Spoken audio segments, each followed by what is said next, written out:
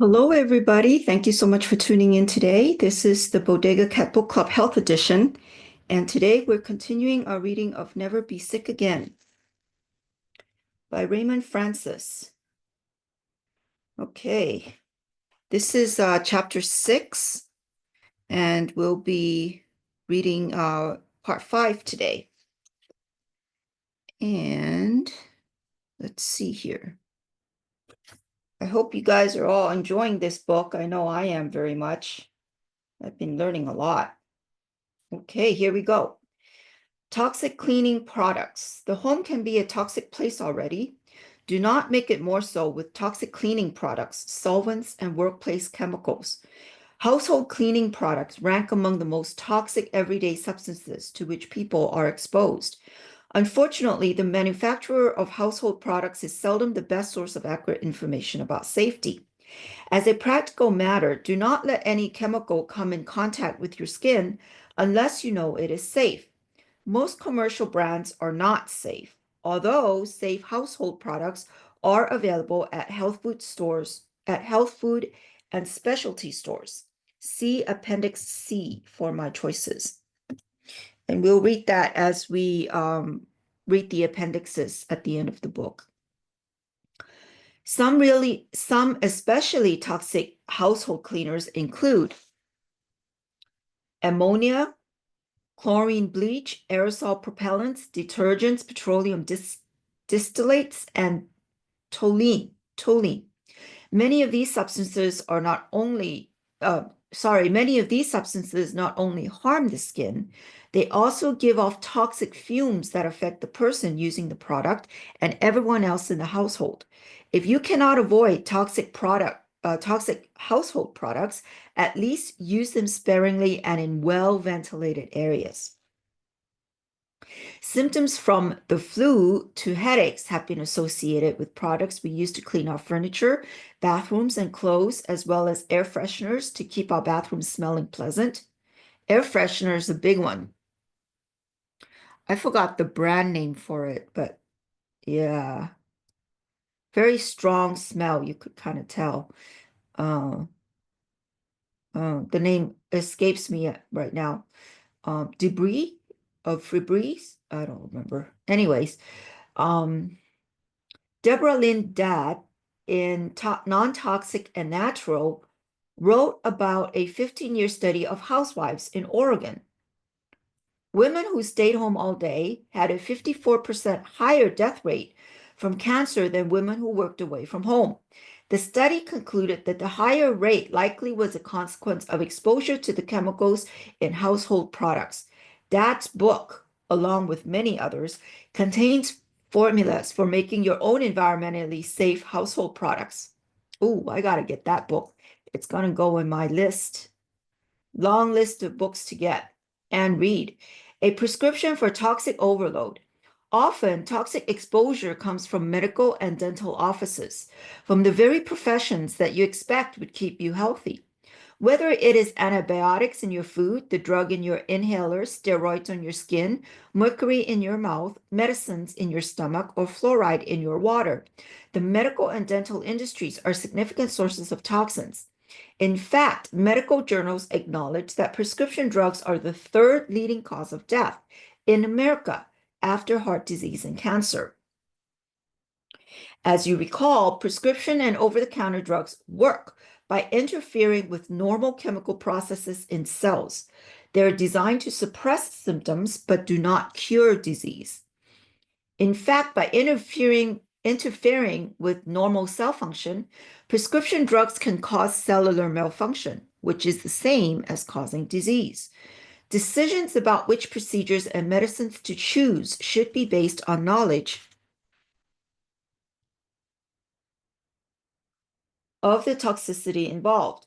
Every molecule you put into your body is going to have an effect for better or worse. Almost always, prescription and over-the-counter drugs are for the worse. Furthermore, physicians label many of today's chronic diseases as being of unknown etiology, a fancy way of saying we are clueless about the cause. Actually, many new disease conditions can be traced back either directly or indirectly, to environmental toxins that bioaccumulate in tissues, contribute to toxic overload, disrupt cell chemistry, and cause disease. The toxic truths inside your body. Although we are accustomed to thinking about toxins in the outside world, often we forget about the powerful toxins produced within our bodies. The body must eliminate internal toxins to stay healthy.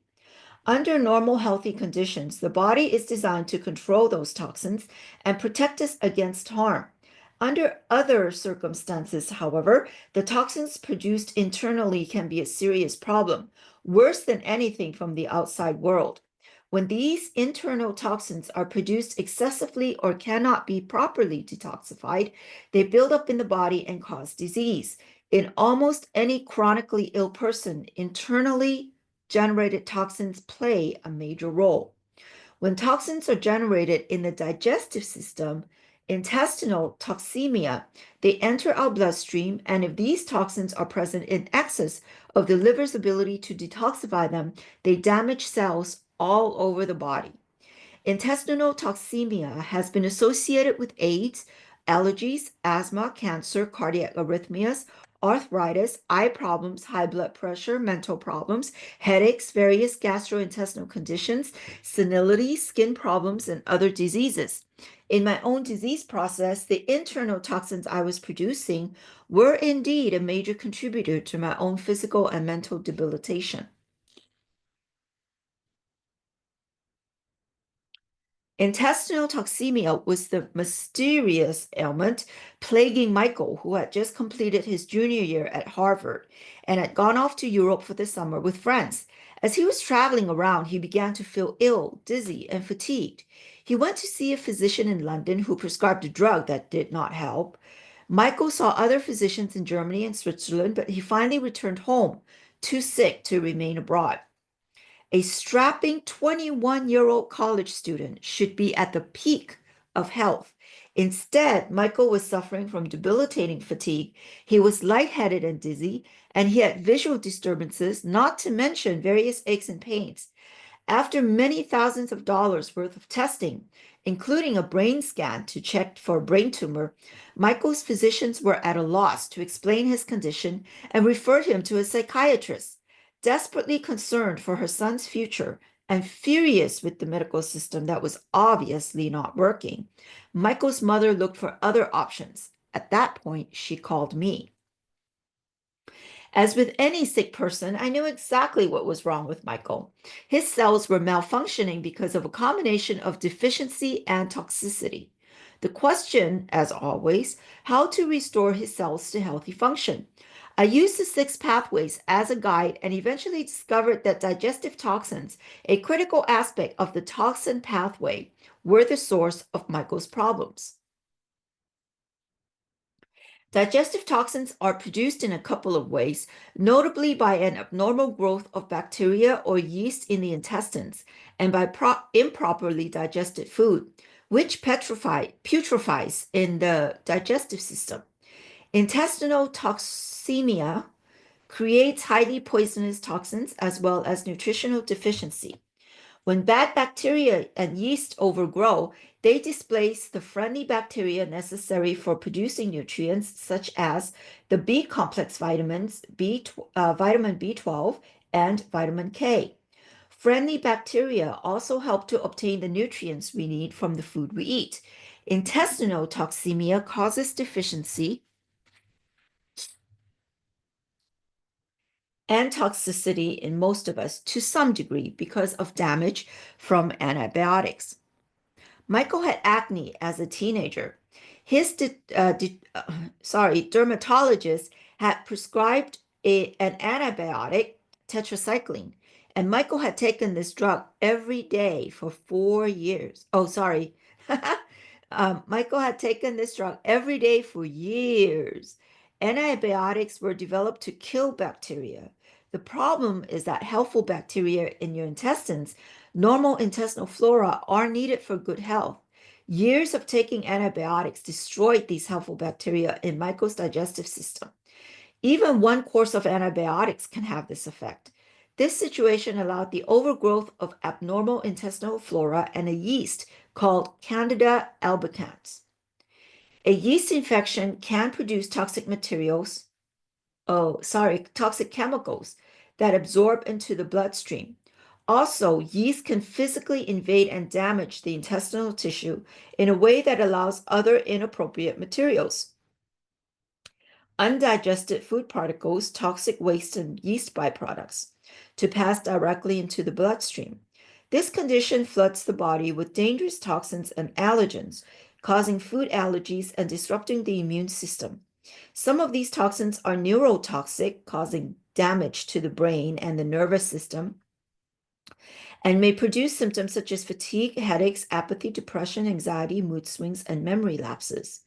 Intestinal yeast infections also impair the absorption of nutrients, which is a separate but equally serious problem. Disrupting the normal ecology of the gut also invites infection by parasites, which further disrupt gut tissue. In Michael's case, I suspected problems with internally generated digestive toxins, but to know for certain, one must measure. I suggested to Michael that he ask his physician to be tested for Candida. Convincing the physician to do the Candida test was not easy. Physicians do not generally look for such infections, and his mother had to put considerable pressure on the doctor. Excuse me. Went down the wrong tube there for a minute. The test did show that Michael had a Candida infection, which he was able to get rid of through natural methods such as taking high-quality probiotics and grapefruit seed extract, and by reducing dietary sugar, which was feeding the yeast problem. Michael, who had been completely disabled by his disease throughout the summer, was able to go back to Harvard in the fall, complete his senior year, and graduate. Problems such as Michael's are common in America because of the excessive antibiotics that our physicians prescribe.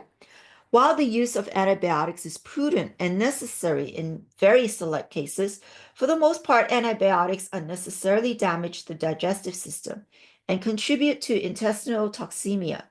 This toxemia often subjects us to far more toxicity than the original germ that the antibiotic was supposed to kill.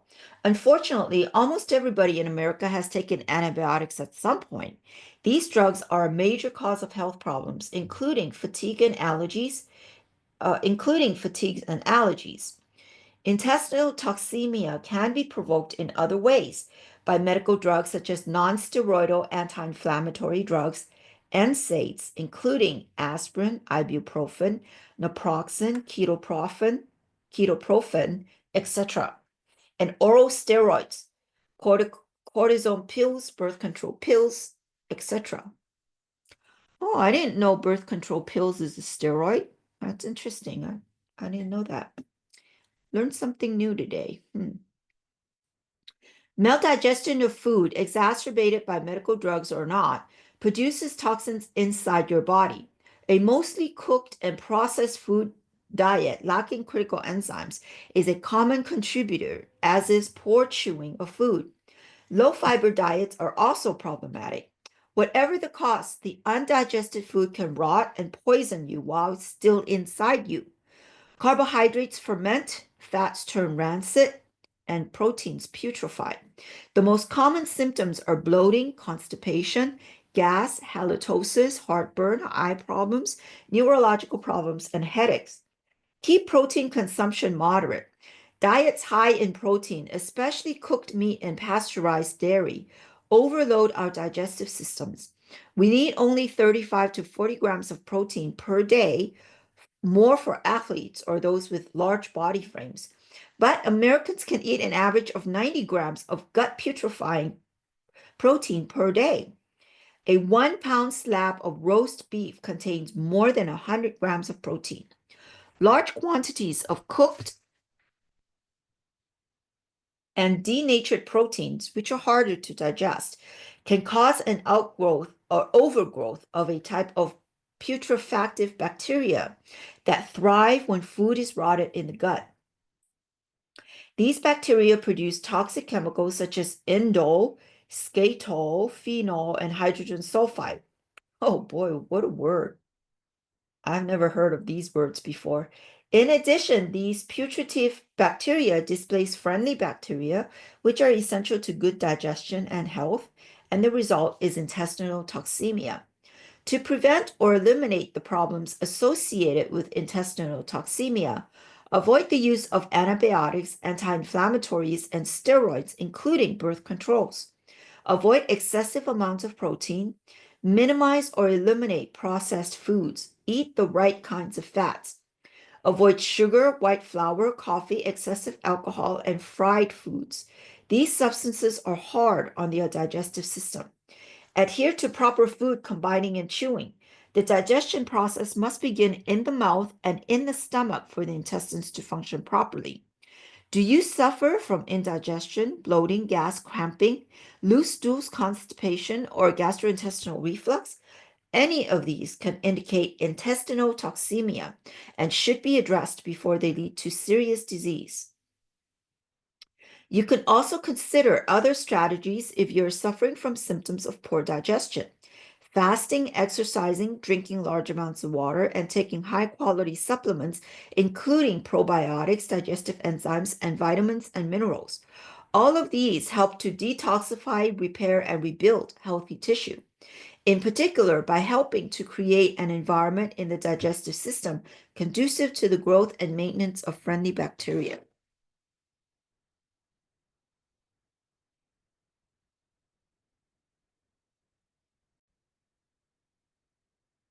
Allergies should signal alarm. Allergies are a common source of internally generated toxins. Every toxic reaction produces metabolic debris that has a toxic effect. We tend to think of allergies as normal, a benign inconvenience because so many people have them. Not so. Healthy people do not have allergies. Allergies are an abnormal immune response to foods and substances in your environment. Most food allergies are the result of an abnormally functioning digestive system, as already mentioned, whereby undigested food molecules are allowed to enter the bloodstream through damaged gut tissue. The immune system recognizes these food particles as foreign, and you have an immune response called an allergy. The body remembers this response every time you eat the offending food, an allergic reaction, and the toxins created by that reaction is produced. When an offending substance called an allergen reacts with an antibody produced by the immune system, large amounts of allergen antibody immune complexes can be formed. If immune complexes are formed in greater quantities than the body can handle, they can be deposited in tissues such as brain arteries, brain membranes, small blood vessels, the liver, the uterus, the lungs, and the kidneys, where they are capable of clogging blood vessels and joints and are known to release chemicals that cause a cascade of health damaging reactions. Through this mechanism, immune complexes may be responsible for up to 90% of all kidney disease. Allergies are an indication of systemic illness and should be considered a serious immune dysfunction disease. If you are allergic, and most Americans have allergies and intolerances, although they may be unaware of it, determine the substances you react to and avoid them. More importantly, strengthen your immune system through diet and supplements so these reactions will not occur in the first place. Optimize your body's ability to detoxify so that you can minimize damage caused by the allergic reactions you do suffer. Stress poisons in many ways. Stress can be loosely defined as any demand we place upon the body. The body's reaction to these demands causes us to feel stressed.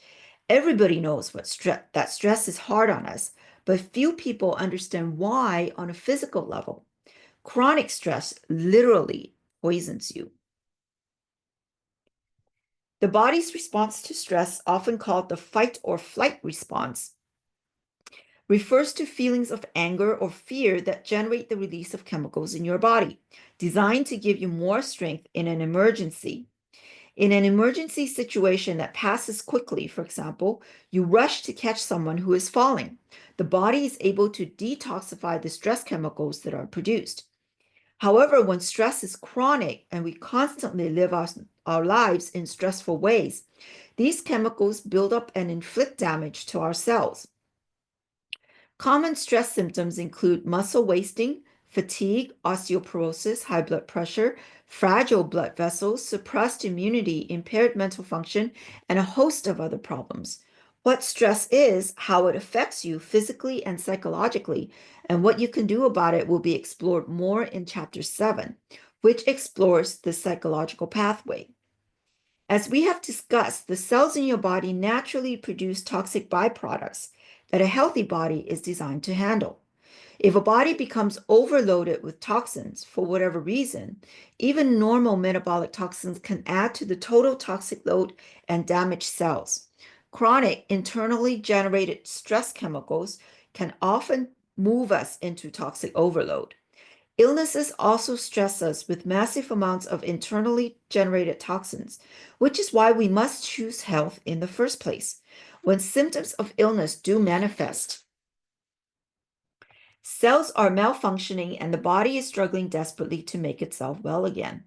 Under these extra stress loads, to minimize the damage done, taking steps to optimize cellular function becomes even more important. Your primary toxic defense, the liver. Various organs in the body, kidneys, bowels, lungs, lymph system, and the skin are designed to eliminate metabolic waste. Fiber helps carry out the garbage in the digestive system, and exercise helps us detoxify via sweating and movement of the lymphatic system. Water promotes detoxification through the kidneys and the sweat glands, and saunas assist in removal of both water and oil-soluble toxins. Yeah, and salt baths, very important. Salt baths help. Salt baths help with the detoxification process as well, because you're immersing your whole skin into the bathtub, and the skin is the biggest detoxification organ. At any given time, about 25% of all the blood in your body is in your liver, awaiting detoxification. This process begins with a sophisticated filtering system that captures and digests foreign debris. Next, enzymes produced by the liver deactivate and eliminate toxins. If these enzymes are interfered with, either deactivated by environmental toxins such as lead and mercury, or never manufactured in the first place because of nutrient deficiency, toxic overload is certain to result. Liver enzyme detoxification has two phases. In phase 1, the liver produces enzymes that take harmful toxins such as alcohol, pesticides, herbicides, and prescription drugs and oxidizes them, which means burns them, in preparation for removal from the body. This process creates potentially harmful free radicals that must be neutralized with dietary antioxidant nutrients. In phase 2, more enzymes are used to combine the oxidized chemicals from phase 1 with other molecules, which then can be excreted harmlessly in the bile or urine. In both phases, the food we eat supplies the raw materials needed to produce all of these enzymes and other chemicals that are required. These elegant detoxification systems depend on a constant supply of nutrients, which we must obtain from our diet, but we frequently do not. Help your liver's phase 1 detoxification process with antioxidant nutrients, vitamin C, E, and A, along with coenzyme Q10,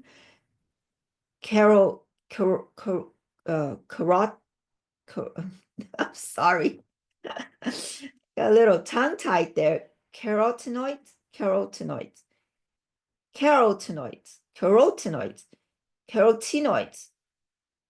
okay, whatever. Carotenoid. Okay, whatever. Bioflavonoids. I wonder how people come up with these words. Can't they just speak English? Oh, gee whiz.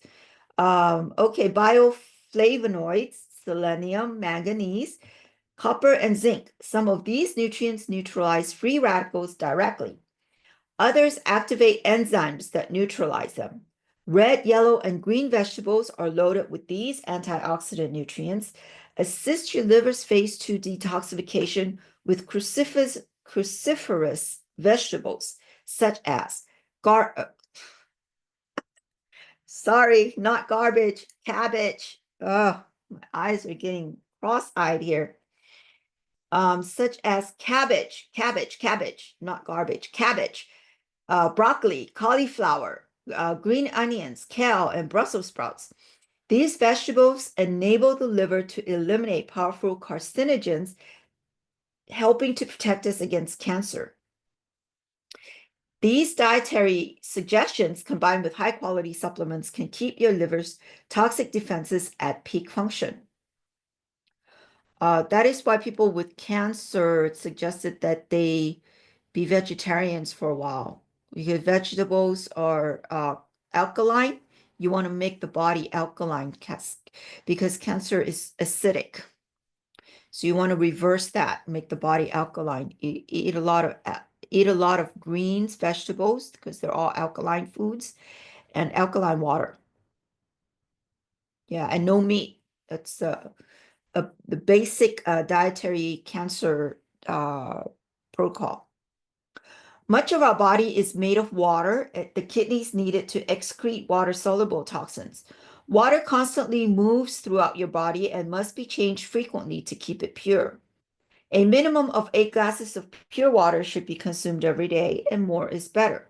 Your water supply must be pure so as not to add to your toxic load. Water should be consumed as water, not as beverages such as coffee, tea, or alcohol. These substances may cause the body to lose water. Water is a simple choice, often overlooked. Dehydration is a common problem, especially among our elderly population. A toxic lifestyle is often created unwittingly. We fail to appreciate that many small toxic exposures over time to a wide variety of toxins lead to an accumulation, causing our cells to malfunction. Even small amounts of toxins can perform amazing feats of chemistry by inhibiting hormones, deactivating enzymes, compromising our detoxification systems, and using up precious nutrients. Toxicity is seldom recognized as a primary cause of our health problems. The toxic invaders in our lives, whether they are brought into our homes or they are created in our own bodies, are also not easily detected by typical radar. The toxins that harm us seldom are labeled hazardous, and they are difficult to identify. Once we understand the role toxins play in cellular malfunction, we can understand the importance of minimizing toxic exposures and maximizing the body's ability to detoxify. In order to protect yourself and your family, you must learn how to spot these silent and hidden dangers and how to keep your defenses strong in order to avoid toxic overload. Never before has the human body been faced with such challenges of personal and global pollution. To respond to these challenges and to move yourself in the right direction on the toxin pathway, learn to make the daily choices that will reduce your toxic exposure and support your detoxification systems. End of chapter 6. Boy, that's a long chapter. I hope you enjoyed that. I know I am. Okay. Thank you for tuning in and joining us. And we will continue next time with our next chapter. In the meantime, I hope you guys all have a great day and a great week. Okay, bye-bye now.